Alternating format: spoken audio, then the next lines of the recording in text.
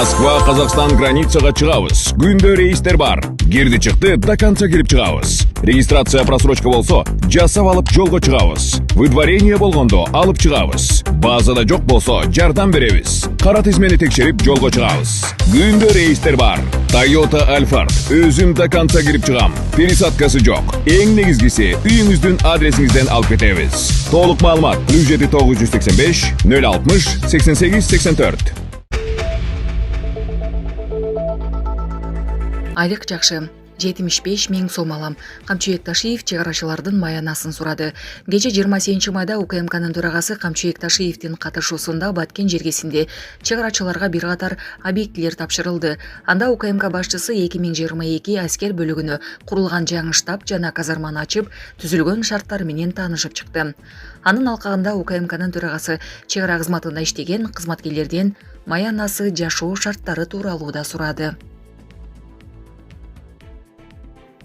Эми ишке киришүүнү суранам. Жапаров жетекчилер менен жыйын өткөрдү. Бүгүн 29 майда Кыргызстандын 2030 жылга чейин өнүктүрүүнүн жаңы программасын иштеп чыгуу маселесин талкуулаган жыйын болуп өттү. Ага министрлер кабинетинин төрагасы Акылбек Жапаров, министрликтердин жана ведомстволордун жетекчилери катышты. Анда Жапаров: "Бүгүн биз алдыда аткарыла турган көп иштердин босогосунда турабыз. 2030 жылга чейин Кыргызстанды өнүктүрүү программасын иштеп чыгууну баштап жатабыз. Бул программанын алкагында алдыдагы 6 жылда биз кайсыл жакка кантип бара турганыбызды аныктайбыз", деп билдирди. Жыйындын жүрүшүндө өлкөнүн акыркы 3 жылдагы негизги социалдык экономикалык жетишкендиктери талкууланып, 2030 жылга чейинки негизги максаттар жана милдеттер белгиленди. Отурумдун соңунда Жапаров өлкөнүн бардык министрликтерине жана ведомстволоруна, президенттин аймактардагы ыйгарым укуктуу өкүлчүлүктөрүнө мамлекетти 2030 жылга чейинки өнүктүрүү программасынын долбоорун иштеп чыгуунун артыкчылыктуу багыттары боюнча бир катар маанилүү тапшырмаларды берди. Урматтуу кесиптештер, максат жана милдеттер так, артыкчылыктар аныкталды. Эми ишке киришүүнү суранам, деп сөзүн жыйынтыктады Жапаров. Урматтуу Москва шаарындагы мекендештер, эгерде сизди тиш оорусу тынчсыздандырып жатса, анда сизге Умбем клиникасын сунуштайбыз. Стоматология заманбап техникалык каражаттар жана материалдар менен камсыздалган. Жогорку даражадагы адистер өз ишинин сапатына кепилдик беришет. Хирургиялык стоматология, тиштерди кооздоп калыбына келтирүү, кандай гана оор абалдагы тиш болбосун, оорутпай алып салабыз, жулабыз. Тиштерди кесипкөй чеберчиликте, гигиеналык тазалоодон өткөрөбүз. Брекет системабыз да бар. Имплантация жасайбыз. Протездөө, металлокерамика, цирконий жана башка түрлөрдү колдонуу менен сиз каалаган сапатта тиштериңиздерди оңдоп түзөп, салып жана тазалап беребиз. Биздин дарек Москва шаары, Нахимовский проспект метросу, Сивашская көчөсү 7 корпус 2. Байланыш номеру +7 925 103 22 77. АКШда торнадонун кесепетинен кеминде 23 адам каза болду. 3 күндүк дем алыш күндөрү Америка Кошмо Штаттарынын борбордук жана түштүк бөлүгүндө күчтүү торнадолор болду. Анын кесепетинен Техас, Оклахома, Арканзас жана Кентукки штаттарында 23 адам каза болуп, жүздөгөн үйлөр жана ишканалар кыйрап, электр чубалгылары үзүлгөн. Бул туурасында чет элдик басылмалар жазышууда. Ал арада өлкөнүн чыгыш жээгинде борон чапкындар күтүлүп жаткандыктан түндүк чыгышта 30 миллиондон ашык киши эвакуацияланары эскертилди. Өлкө президенти Джо Байден каза болгондордун жакындарына көңүл айтып, өзгөчө кырдаал боюнча федералдык агенттик келтирилген зыянды тактап жатканын билдирди.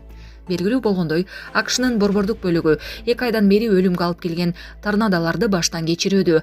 Айова штатында өткөн аптада борон чапкындан кеминде 5 киши набут болуп, ондогон адамдар жарадар болгон. Ушул айдын башында Хьюстондо борон 8 адамдын өмүрүн алган. Булак суперкежи. Орусиянын полиция башчысы Тажикстанга барып мигранттар маселесин талкуулады. Орусиядагы тажикстандык эмгек мигранттары боюнча маселе бул өлкөнүн ички иштер министри Владимир Калкульцевдин Тажикстандагы иш сапарынын жүрүшүндө талкууланып жатканын бүгүн 28 майда Азаттыктын тажик кызматы билдирди. Орус министри дүйшөмбүгө 27 майда барганы тажикстандыктардын тыюу салынган партияларга жана кыймылдарга тартылуусуна жол бербөө жана Орусиядагы эмгек мигранттарынын шартын жакшыртуу маселеси талкууланганы маалымдалды. Президент Эмомали Рахмон менен эки өлкөнүн тартип коргоо органдарынын кызматташтыгы талкууланганы, эмгек, миграция жана коопсуздукту жаатындагы алакага өзгөчө көңүл бурулганы белгиленди. Президенттин басма сөз кызматы кабарлагандай, Рахмон Орусияда жүргөн тажик эмгек мигранттарынын укуктук жана социалдык жактан коргоону күчөтүү үчүн бардык зарыл чараларды көрүүнүн маанилүүлүгүн белгиледи. Быйыл 22 мартта Москва облусунун Красногор шаарында Крокус Сити борборунун 6000 көрүүчүгө эсептелген концерттик залында отургандарга кол салуу болгон. 4 киши автомат кирип барып, адамдарды аткан жана өрт койгон видеолор тараган.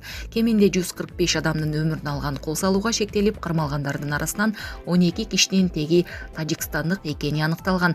Ошондон кийин Орусиянын ар кайсыл аймактарында чет элдик жумушчулардын жашаган жана иштеген жерлерине текшерүү күчөгөн. Орусияда тажикстандык эмгек мигранттары боюнча абал оор деп мүнөздөлүп жатканы 30 апрелде Тажикстандын тышкы иштер министри Сирожиддин Мухриддиндин Орусиянын башкы дипломаты Сергей Лавров менен сүйлөшүүсүндө белгиленген. Азоди белгилегендей, жыл сайын миңдеген тажикстандык мигрант Орусиядан түртүү шылтоо менен чыгарылып, дагы жүздөгөн мигрант камалып, куугунтукка алынууда. Эксперттердин баамында Орусия бийлиги эмгек мигранттарынын маселесин дүйшөмбүгө кысым көрсөтүү ыкмасы катары колдонуп келет. Булак Азаттык. Кол салгандарды жок кылууга даяр. Садыр Жапаров аскер кызматкерлерин куттуктады. Аскерлер мамлекеттин аймактык бүтүндүгүнө жасаган ар кандай аракеттерди жана кол салууларды толугу менен жок кылууга даяр экенин көрсөттү. Бул тууралуу президент Садыр Жапаров 29 май куралдуу күчтөрдүн күнү менен куттуктоосунда жазылган. Мамлекет башчы аскер кызматкерлерин жана ардагерлерди майрамы менен куттуктап, бул күндүн мааниси тууралуу сөз кылган. Анын айтымында 1992 жылы улуттук армияны түзүү чечимин кабыл алуу менен эгемен Кыргызстанды коргоо боюнча жаңы институт пайда болуп, ага республиканын аскердик коопсуздугун жана аймактык бүтүндүгүн сактоо жоопкерчилиги жүктөлгөн. Биздин куралдуу күчтөрүбүздүн көчүрмөн жетишкендигинин олуттуу сыноосу 1999-2000 жылдардагы эл аралык террорчулардын согуш-келери мекенибизге бастырып кирген Баткен окуясы болду. Ошол жылдары дүйнөнүн көптөгөн өлкөлөрү каршы күрөшүп жаткан эл аралык терроризмге биринчилерден болуп, биздин өлкө дуушар болгон. Баткен окуясындагы терроризмге каршы туруудагы тажрыйбабыз биздин өлкөнүн дүйнөлүк антитеррордук коалициянын ишмердигине чоң салым болуп калды. Өлкөбүздө болгон окуяларда Кыргызстандын аскер кызматчылары мамлекеттин аймактык бүтүндүгүнө жасалган ар кандай аракеттерди жана кол салууларды толугу менен жок кылууга даяр экенин көрсөттү деген мамлекет башчысы. Ошондой эле ал учурда армияны заманбап курал-жарак менен камсыздоого, жоокерлерди социалдык колдоого жана жогорку деңгээлдеги кесипкөй аскер кызматчыларынын социалдык статусун, коомдун ичиндеги кадыр-барктуу көтөрүү зарылдыгын белгиленди. Албетте, мунун баары бюджеттик каржынын өсүшүнө алып келет. Бирок биз өлкөбүздүн аскердик коопсуздугун камсыздоо маселесинде үнөмдөө болбой турганын жакшы түшүнөбүз деген мамлекет башчы. Соңунда өлкө башчы мекенди коргоочунугу жигиттин сыймыгы жана милдети экенин айтып, жалпы аскер кызматкерлерине талыкпаган эмгеги үчүн ыраазычылык билдирген. Булак Спутник KG. Орусиядан чыгарылгандар былтыркыга караганда 2 эсе көбөйдү. Орусияда быйыл жыл башынан тартып апрель айына чейинки аралыкта былтыркы жылдын ошондой эле мезгилине салыштырганда дээрлик 2 эсе көп чет элдик жаран өлкөдөн чыгарылды. Жалпысынан быйыл алгачкы 4 айда 22 миңдей чет элдик чыгарылганын бүгүн 28 майда Верска басылмасы Орусиянын ички иштер министрлигинин маалыматына таянып жазды. Мындан тышкары 6,8 миңдей киши мигранттар үчүн ачылган атайын жайларда мекенине жөнөтүлмөкчү.